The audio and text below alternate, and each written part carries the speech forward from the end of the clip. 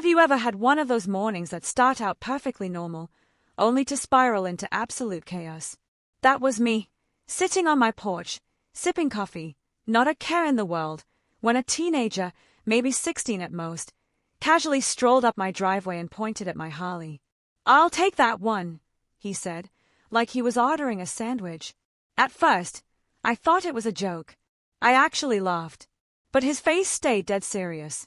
"No, really," he insisted. "Mom said you'd give it to me. She already talked to the HOA. I slowly set my coffee mug down. "Come again." The kid folded his arms and tilted his head toward the cul-de-sac. That's when I saw her, Karen, queen of the HOA, sunglasses perched on her face, arms crossed, standing like she was about to hold an auction for my property. She even waved at me, like we were friends. "You must be mistaken," I told the kid. He scoffed. "She said you don't even ride it anymore, and the noise annoys everyone." Let me be clear, I ride that Harley every weekend. I've had it for 12 years, spent countless hours customizing it myself. It isn't just a bike. It's part of me. And there was no way, absolutely no way, I was letting some entitled HOA princess or her brat kid take it.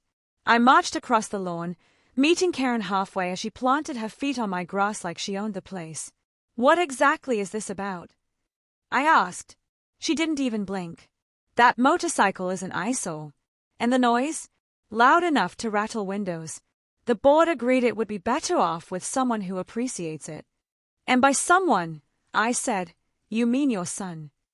"Exactly," she replied with a grin. "He's turning 17 next month.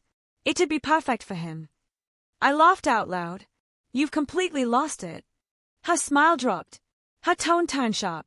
"Fine. If you won't be neighborly, I'll escalate this." I didn't know what that meant at the time, but I'd learned soon enough. It involved flashing police lights, HOA harassment, and eventually, conversations with the state attorney.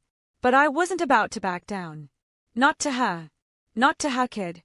Not to the HOA. The following Saturday, things went from ridiculous to downright insane. I'd just gotten back from a short ride, sun on my back, fresh air in my lungs, the Harley purring like a dream. I parked it under the old oak tree by the garage. Same spot as always. I hadn't even taken off my helmet when I heard sirens. 2 police cruisers tore into my driveway like I'd just robbed a bank. Doors flew open, and 2 officers stepped out, hands resting near their belts.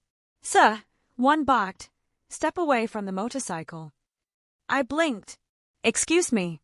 "Step away from the vehicle. Now." I backed up slowly, completely baffled but cooperative. "Is there a problem, officer?" One officer flipped open a notepad. "We received a report of stolen property. A local resident claims you're in possession of a motorcycle that belongs to her underage son." I nearly choked. "What? This is my bike. I've got the registration inside.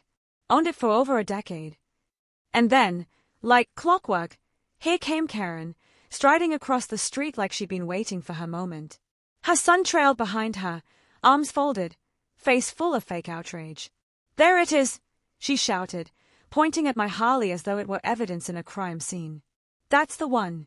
He promised it to my son and then went back on his word. That's theft, right?"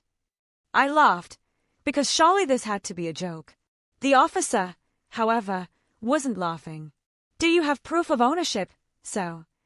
"Yeah," I said, motioning toward my house. "It's inside." "Sir," the other officer warned, "stay where you are. We'll retrieve it. Just tell us where it is." I froze. "Seriously?" The second cop stepped toward my porch. "Where are the papers?" I gave them permission, and as they headed inside, Karen leaned closer, that smug little grin plastered on her face. "You could have just done the right thing," she whispered. "Now everyone in the neighborhood will know what kind of man you really are." I bit my tongue and stayed calm. A few minutes later, the officers returned with my title and registration in hand. One of them looked at Karen, clearly annoyed. "It's his," he said. "Clean title. Registered to him for years." Karen's smirk vanished. Her son's scowl deepened. "This isn't fair," the boy shouted. "He said I could have it." "I said no such thing," I snapped. "Karen, Flustered, switched tactics on the spot. Well, maybe he didn't steal it, but he lied. That's fraud. The cops exchanged looks that screamed we're done here. Moments later, they left. No arrests, no warnings, just two irritated officers probably wishing they'd never taken the call. Karen stormed back to her house, dragging her son behind her, but I knew better than to think it was over. She wasn't the type to walk away quietly. 3 days later, a letter appeared taped to my front door. HOA notice of violation, community disruption, and failure to comply with neighborhood courtesy standards. In other words, Karen had filed a formal complaint accusing me of being a nuisance, claiming I'd promised the bike to her son, then reneged, and that my hostile behavior was poisoning the neighborhood atmosphere. I wanted to laugh, but this wasn't funny anymore. This wasn't just some nosy neighbor being annoying. This was a calculated attempt to intimidate me into giving up something that was mine, legally, rightfully, and personally. So, I made a call. Not to the HOA. Not to Karen. I called an old friend, Mark. He works in the state attorney's office. We weren't especially close, but would serve together in a veterans group a few years back. I laid it all out for Mark, from the moment that kid marched up my driveway claiming my Harley, to the bogus police report, and now this HOA stunt. Mark didn't brush it off. Sounds like she's trying to twist HOA rules to pressure you into giving up your property, he said. That's not just harassment. It could cross into civil coercion. That made me sit up straight. He told me to write a detailed statement and gather everything, ownership records, photos of the bike, timestamps, even the letter from the HOA, and bring it all in for review. So, I spent the next day building a rock-solid file. Every document, every email, every timestamp photo went in. Then, like finding a hidden ace in a deck, I came across the footage from my doorbell cam, the kid, standing in my driveway, pointing at my Harley, saying clear as day, "Mom said you'd give it to me." Absolute gold. Walking into the state attorney's office with that folder, I felt like I was carrying live ammunition. The receptionist blinked when I mentioned I was dropping off documentation, then widened her eyes when she saw the sheer size of the file. A few days later, Mark called.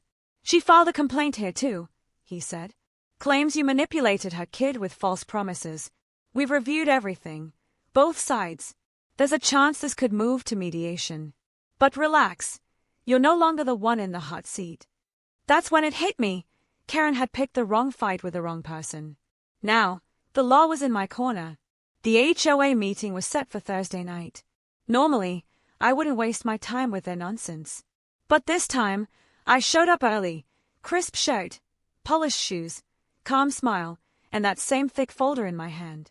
Karen was already there, holding court with a couple of board members like she ran the place. Her son sat off to the side, arms crossed, looking like the world owed him a motorcycle. When she spotted me, she sneered. "Oh, you decided to show." "Wouldn't miss it," I replied smoothly as I took a seat. Neighbors began filling the room, the hum of quiet chatter filling the air. When the meeting kicked off, Bill, the HOA president, a soft-spoken man with reading glasses perched low on his nose, asked if there was any new business. Karen's hand shot up like a student desperate to be called on. "I'd like to file a formal complaint against Mr. Owens," she announced with a dramatic flair. "Failure to honor a verbal agreement, intentional disruption of community harmony, and completely inappropriate behavior toward myself and my son." Bill adjusted his glasses. "This is about the motorcycle situation, correct?" "Yes," Karen said, her voice sharp. "He misled my son, promised him the bike, and when I attempted to mediate, he turned aggressive." I stayed quiet, let her dig her own grave. For 5 solid minutes, she painted a picture of herself and her son as innocent victims, me, the villain with a bad temper and a loud, obnoxious lifestyle. She even threw in a jab about my unstable demeanor, which earned her a few uncomfortable glances from the other board members. When she finally ran out of steam, Bill turned his attention to me. "Mr. Owens, your response." I stood up slowly, set my folder on the table, and opened it with deliberate calm. "First," I said evenly, "I never made any promise to your son. What I do have is clear video footage of him trespassing on my property, pointing at my bike, and saying, and I quote, "Mom said you'd give it to me." I passed copies of the still images across the table. I also have audio from that interaction, all time-stamped and archived. "Here's the police report confirming no wrongdoing, and this," I said, laying down another document, "is a letter from the state attorney's office confirming that her complaint was unfounded." One of the board members leaned toward Bill and whispered. Bill frowned, clearly surprised. "We weren't aware of these details," he admitted. "Oh, there's more," I said, flipping through the folder again. I handed out copies of the HOA violation notice Karen had filed, along with my notarized statement outlining her repeated harassment. The room went silent. Karen's confident smirk vanished. Bill cleared his throat. "We'll need to review this thoroughly, but from what we're seeing, this may constitute an abuse of the HOA complaint process." Karen tried to speak, but Bill raised a hand, shutting her down. "Enough. You've said your piece. Now we'll handle this internally." You'd think being humiliated in front of the entire board would have been enough to make her back off. But not Karen. She had one more trick up her sleeve, and it was low. 3 days later, I got a letter in the mail. Not from the HOA. Not from the police. A law firm. Inside was a cease and desist order claiming that I'd emotionally manipulated a minor and caused significant mental distress to both Karen and her son. It demanded I either hand over the motorcycle as restitution or prepare for civil litigation. It was laughable until I saw the attorney's signature. It was real. She had actually hired a lawyer. That's when it clicked. This wasn't about the Harley anymore. It was about control, about ego. She couldn't handle that someone like me, quiet, independent, unwilling to bow to her, had stood firm. I called Mark again, read him the letter. "She's bluffing," he said, chuckling. "But if she's trying to pursue civil action after the board dismissed her complaint, she's putting herself in legal jeopardy, especially with false claims on record." Together, we drafted a formal response, a legal rebuttal backed by every shred of evidence I'd collected. And we added a counterclaim notice, warning that if her harassment continued, I'd take her to court myself. I had the response delivered through an attorney I knew from my veterans group. The moment she got it, the noise stopped. No knocks on my door. No passive-aggressive letters. No smug little waves across the lawn. It was like watching a balloon deflate. But the neighborhood, they were buzzing. People started talking, and it turned out I wasn't her first target. She'd harassed neighbors over their house colors, their lawns, noise levels, even a guy down the street with a service dog. Everyone had just been too tired or too scared to push back. Now, they had a reason. At the next HOA meeting, a petition landed on the table, signed by more than half the neighborhood, demanding Karen's removal from the board for abuse of power and harassment. She didn't even bother to show up. The vote was unanimous. Karen was out. And me? I still park my Harley under that same oak tree. I still take it out every weekend. Only now, when I rev the engine, nobody complains.